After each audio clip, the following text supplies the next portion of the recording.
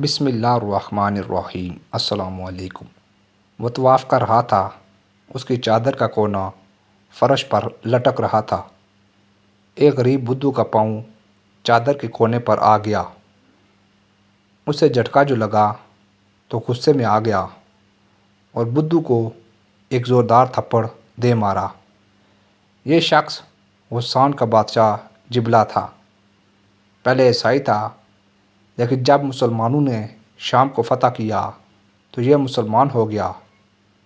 اس کا تھپڑ بدھو کی آنکھ پر لگا۔ اس کی آنکھ پر شدید چوٹ آئی۔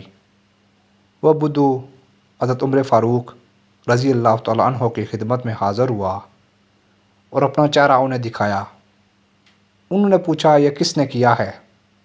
غسان کے بادشاہ جبلہ نے اس نے بتایا۔ حضرت عمر رضی اللہ تعالیٰ عنہ نے جبلہ کو بلوایا۔ وہ حاضر ہوا تو آپ رضی اللہ تعالیٰ عنہ نے اس سے پوچھا، تم نے اس بدھو کو تھپڑ کیوں مارا؟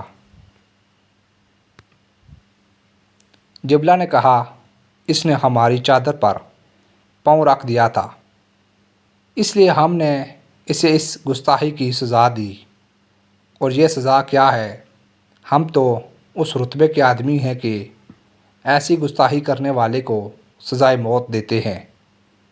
اس پر حضرت عمر رضی اللہ تعالیٰ عنہ نے فرمایا کہ اب جاہلیت کا زمانہ نہیں رہا، اسلام میں سب مسلمان برابر ہیں۔ تم نے اس غریب مسلمان کے ساتھ زیادتی کی، لہٰذا اسے حق پہنچتا ہے یہ اس کا بدلہ لے، اور بدلہ یہ اسی طرح لے کہ تمہارے منہ پر تھپڑ مارے۔ تمہیں معاف کر دے تو اور بات ہے، بہتر یہی ہے کہ تم اسے کچھ دے کر راضی کر لو۔